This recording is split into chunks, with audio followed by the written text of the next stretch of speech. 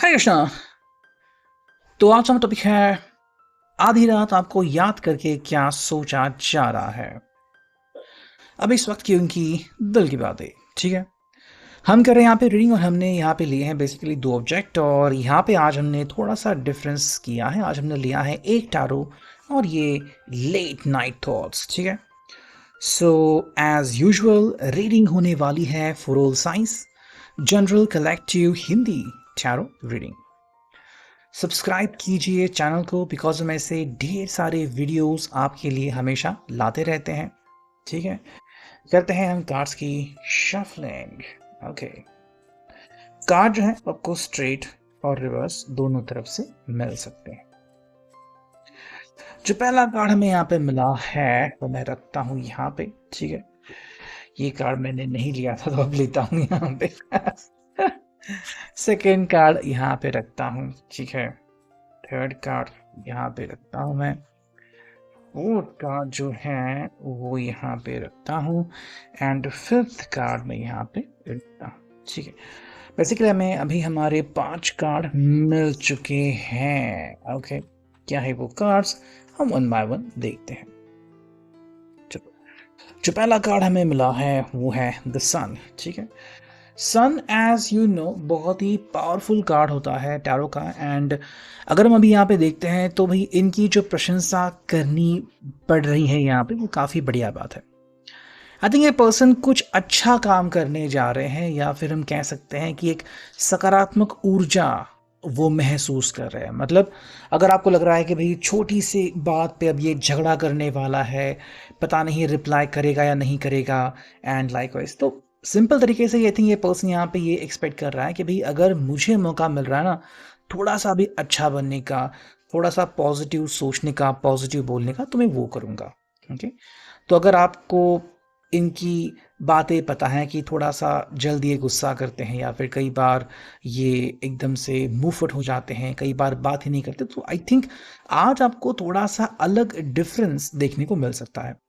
अब अगर ये जो एनर्जी अभी हम यहाँ पे महसूस कर रहे हैं ये अगर कंटिन्यू रहती है 10 घंटे, 12 घंटे, 15 घंटे, ठीक है, तो उस वक्त आपको ये सब मालूम या महसूस हो सकता है, ठीक है। That is the energy reading over here. तो अभी के लिए हम कर रहे हैं एनर्जी रीडिंग, तो हो सकता है कि ये जो रीडिंग है आपके लिए कुछ घंटों तक भी एप्लीकेबल रह सकती है, ठीक है। तो ये है रिगार्डिंग द सन एंड मेरे किटन्स जो है वो यहाँ पे खेल रहे हैं, इसलिए कैमरा मेरा शेक कर रहा है। सेकेंड कार्ड जो हमें यहाँ पे मिला है वो है actually reverse two of wands की एनर्जी, ठीक है। एरीज लियो आज की एनर्जी है एंड अगर हम यहाँ पे देखते हैं तो ये रिवर्स कार्ड आ गया है। देखो ये जो बात होती है ना कि दूसरे के ऊपर डिपेंडेंट रहना या फिर कि भाई हमेशा अगर आपको ही बैकआउट करना पड़ता था या फिर इनको जो है वो तंग आ गए थे कि भाई मेरा अहंकार बहुत ही ज़्यादा मुझे तकलीफ दे रहा है, फिर कई बार हम उसे बुज़दिली भी कह सकते हैं कि अहंकार के कारण अगर आप रिश्ते को ख़राब कर रहे हो तो एक बहुत ही बुरी बात है ना। तो यहाँ पे आई थिंक 2 सर्कमस्टांसेस हमें दिख रहे हैं। एक, या तो ये पर्सन कहेगा कि ठीक है भाई मैं अगर ये कह रहा हूँ कि अच्छी ऊर्जा है तो फिर मुझे अच्छा ही करना होगा, अगर नेगेटिव कुछ हो रहा है ना तो मैं उसे रोक दूंगा।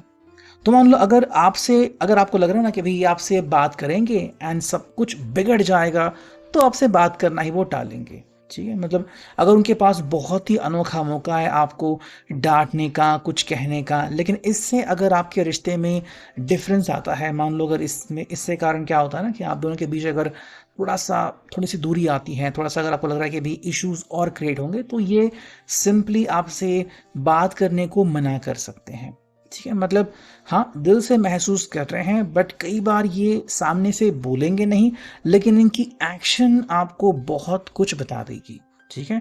ये बेसिकली किसी भी जो टॉपिक है उसको एस्केलेट नहीं कर रहे हैं बल्कि कह रहे हैं कि भाई जो सही है मुझे उसको फॉलो करना है, जो गलत है मुझे उसको दूर करना है, ठीक है।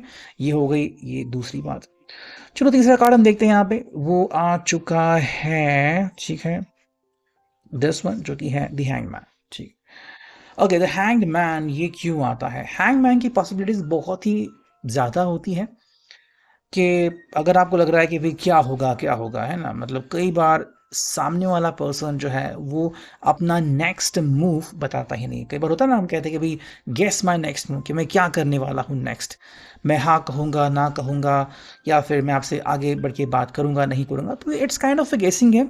दी हैंगमैन में क्या होता है ना कि कई बार कोई व्यक्ति डिसीजन लेने से पहले कई बार सोचता है। अगर आप किसी गहमा-गहमी में हो, आपको लग रहा है कि भई ये कोई ना कोई एक बड़ा डिसीज़न लेने वाले हैं या फिर कुछ इश्यूज़ हैं जिसके बारे में ये बात करने ही वाले हैं, तो द हैंग्ड मैन इनको ऐसा करने से रोकता है, ठीक है? सिंपली अगर हम कहें तो इनका कॉन्शियसनेस जो है, इनका मन जो है, वो सोचने पे विवश होता है कि भई मैं क्या कर रहा हूँ? मैं जो कर रहा हूँ या क्या ये सच में मुझे सपोर्ट करेगा, नहीं करेगा? I mean what's going on? तो वो चीज़ हमें यहाँ पे दिख रही है कि अगेन एक पर्सन जो है वो घूम फिर के उसी जगह वापस आता है कि मुझे ज़िंदगी में आखिर चाहिए क्या?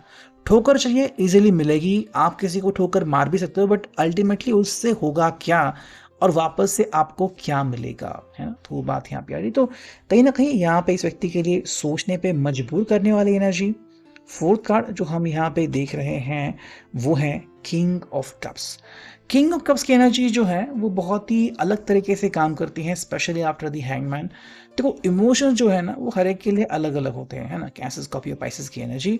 कई लोग जो होते हैं कहते हैं कि भाई चलो मैंने अपने इमोशंस को कंट्रोल कर लिया है एंड मैं जैसे चाहूँ वैसे अपने इमोशंस को मोड़ सकता हूँ, काफ़ी बढ़िया बात। बट रियल लाइफ में ये चीज़ें जचती नहीं, ठीक है? जब आप कहते हो कि भई आप सबके फ़ेवरेट हो या फिर आपने सबको समझने की शुरुआत की है, तो क्या होता है ना कई बार कि सबको समझने के चक्कर में आपका काम खराब होता है, ठीक है? सो किंग ऑफ कप्स, आपको अगर रिस्पॉन्सिबिलिटी मिली है या फिर आपने खुद उठाई है कि भई मैं सबको हैंडल करूँगा, फैमिली को भी साथ लेके चलूँगा एंड एवरीवन एल्स, चाहे मेरी टीम है, मेरे दोस्त हैं, मेरे नेबर्स हैं, मेरे रिलेटिव्स हैं, मैं सबको हैंडल करूँगा। देखो आप कर तो सकते हो, बट ये करना आसान नहीं होता, है ना? तो यहाँ पे इस व्यक्ति के लिए थोड़ी-सी टेस्टिंग का टाइम है ये। अगर ये किसी और के ऊपर बिलीव कर रहा था, तो वो व्यक्ति अगर आपके ऊपर कोई रिस्पॉन्सिबिलिटी दे रहा है, तो उसको निभाना भी आपकी ही ज़िम्मेदारी है, ठीक है? जो फिफ्थ कार्ड हमें यहाँ पे मिला है, देखते हैं क्या है एंड ये है भई nine of pentacles. I think ये पर्सन जो नेक्स्ट मूव है ना, उसके लिए बिल्कुल रेडी है। अगर आप कह रहे हैं कि भई अगर आपकी ज़िंदगी में कोई यू टर्न आ गया, कोई बात नहीं, आई एम रेडी। अगर आप कह रहे हैं कि भई चलो तुम्हें मुझसे बात करनी है, कोई बात नहीं, आई एम रेडी। मतलब हर एक पॉजिटिव एंगल को लेके इस व्यक्ति में डेवलपमेंट हो चुकी है। पहले शायद ये पर्सन नकारात्मक था या फिर नेगेटिव बातें करता था। अब हमें बिल्कुल उल्टा दिखाई दे रहा है कि अब ये पर्सन कह रहा है कि चलो भाई अगर मुझे पॉसिबिलिटी दिख रही है ना कि सब कुछ बढ़िया होने वाला है, तो मैं उसे क्यों नहीं अपनाऊंगा, ठीक है? तो एक सकारात्मक बात हमें यहाँ पे देखने को मिल रही है। अब अगर हम करते हैं clarification with the help of the late night thoughts, ठीक है? चलो, जो पहला कार्ड हमें यहाँ पे मिला है वो है escape with me for the weekend.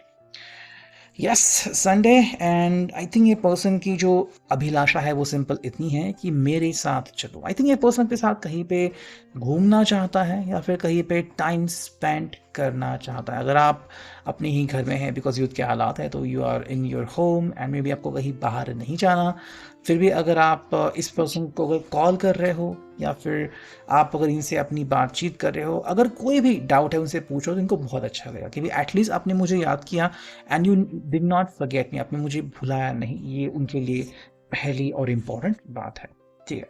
Second जो बात हम यहाँ पे कर रहे हैं, देखो ये है I want to be the man you need. इस पर्सन को लग रहा है कि भाई मुझ में बहुत सारी बदलाव की श्रृंखला अभी जाकी सॉरी अभी बाकी है। ये पर्सन कह रहा है कि भाई मैं इस चीज़ को हैंडल कर सकता हूँ। मतलब whatever you want to see in me, आपको मुझ में जो भी बदलाव देखने हैं ना, मैं करने को रेडी हूँ, बस मुझे वो बदलाव एक बार एक्सेप्ट करने दो। आई थिंक ये पर्सन अपना बदला हुआ रूप को इतना इजीली एक्सेप्ट नहीं कर पा रहा है बिकॉज अब तक इस पर्सन ने जो भी दोस्त जोड़े हैं, जो भी लोग जोड़े हैं, चाहे अच्छे लोग बुरे लोग, मतलब दोस्त हो शत्रु हो, ये इसी के कारण जोड़े हैं। तो अब अगर इसमें बदलाव होने के चांसेस है, तो देखो ये अपने पर्सनल लाइफ के लिए बदलाव तो कर सकते हैं, बट इतना सारा बदलाव करना ये उनके लिए भी एक अचरज की बात हो सकती है। अगर कोई थर्ड पर्सन के बारे में बोल रहा है कि भाई तुम ऐसे कैसे बदल रहे हो, थर्ड जो कार्ड मिला है वो है आई एम स्लोली इवॉल्विंग, मतलब ये पर्सन खुद एडमिट कर रहा है कि भी धीरे धीरे ही सही लेकिन मुझ में बदलाव हो रहे हैं। मतलब आप कह सकते हैं कि भी अगर वो किसी को ध्यान नहीं देते थे तो आपके लिए ध्यान दे रहे हैं, आपके लिए सुबह जल्दी उठ रहे हैं, एक्सरसाइजेस कर रहे हैं, अपना वजन घटा रहे हैं, मे बी फोकस्ड है एंड आपके लिए सब कुछ करने को रेडी है, या फिर आपकी जो इच्छा है कि भाई ये पर्सन कैसा बने, मे बी दिल से अच्छा हो, लोगों की मदद करे, वो भी अगर ये कर रहे हैं तो कहीं ना कहीं आपका इन्फ्लुएंस इनके ऊपर काम कर रहा है, ऐसा हम कह सकते हैं। तो अभी के reading I hope it resonate.